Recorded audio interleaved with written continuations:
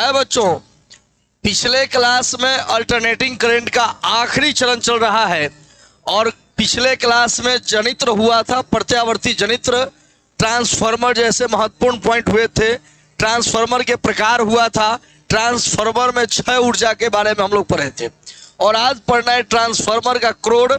आइए ट्रांसफार्मर से related 2 point बचा हुआ है उसको हम क्लियर कर देते हैं।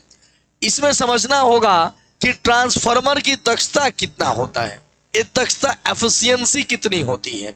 तो देखो, ट्रांसफार्मर से निर्गत जो शक्ति है, निर्गत जो ताकत है और ट्रांसफार्मर में कितना ताकत दे रहे हो, कितना पावर दे रहे हो और कितना पावर निकाल रहे हो, कितना पावर निकल रहा है या ऊपर और कितना पावर दे रहे हो या नीचे रखा जाए, तो दोनों का अनुपात को कहते हैं क्या, दक्षता। मतलब अगर हम दक्षता की बात कहें तो दक्षता बराबर क्या हो जाएगा, निर्गत शक्ति, निर्गत शक्ति बटा निवेशी शक्ति, निवेशी शक्ति।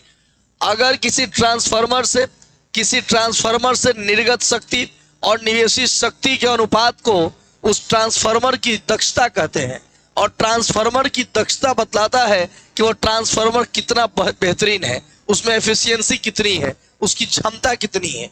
और एक अच्छे ट्रांसफार्मर की दक्षता होनी चाहिए 99%।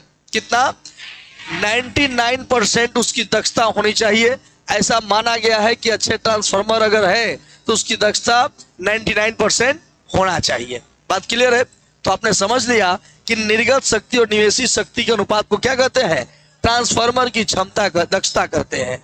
एक पॉइंट पढ़ा दूं इसी में, ट्रांसफार्मर का क्रोड प्रतिदार क्यों, ट्रांसफार्मर का क्रोड परतदार क्यों।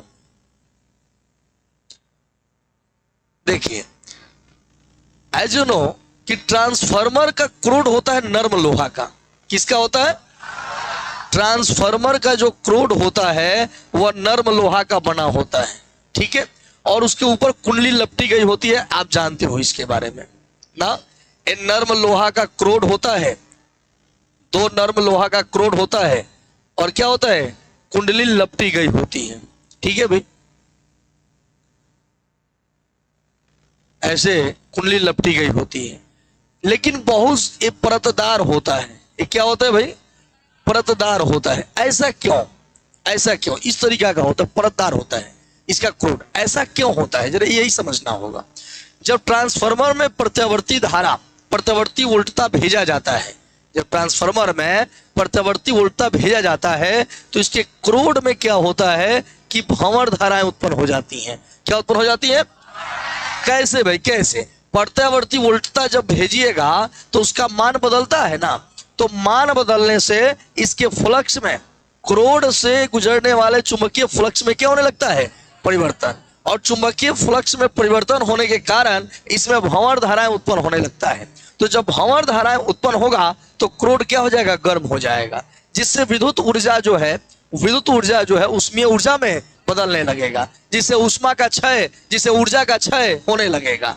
ऊर्जा का क्षय को कम करने के लिए ट्रांसफार्मर के क्रोडों के बीच में, ट्रांसफार्मर के क्रोड को अनेक विद्युत रोधी लोहा के प्लेटों से माने लगा दिया जाता है। इसके क्रोड के बीच में अनेक विद्युत रोधी लोहा के प्लेट को लगा दिया जाता है ताकि इससे होने वाले उष्मीय क्षय कम हो जाए और ऊर्जा का हानि कम हो जाए। माने ऊर्जा के हानि को रोकने के लिए, ऊर्जा के क्षय को रोकने के लिए ट्रांसफार्मर का परत होता है क्या, ट्रांसफार्मर का क्रोड जो होता है परतदार होता है। एक लाइन का उत्तर है कि ऊर्जा के हानि को या ऊर्जा के क्षय को रोकने के लिए ट्रांसफार्मर का जो क्रोड होता है क्या होता है, परतदार। लेकिन ऊर्जा का क्षय होता कैसे है, तो हम साफ कहेंगे कि ट्रांसफार्मर में जब निवेशी वोल्टता स्थापित किया जाता है तो ट्रांसफार्मर के क्रोड से चुंबकीय फ्लक्स में परिवर्तन होता है। इस चुंबकीय फ्लक्स में परिवर्तन के कारण इसके क्रोड में भंवर धाराएं उत्पन्न हो जाता है। भंवर धाराओं के उत्पन्न हो जाने से विद्युतीय ऊर्जा उष्मीय ऊर्जा में बदलने लगता है, एक गर्म होने लगता है, माने विद्युतीय ऊर्जा उष्मीय ऊर्जा में बदलने लगता है। इस तरह से क्षय होने लगता है, ऊर्जा का क्षय होने लगता है।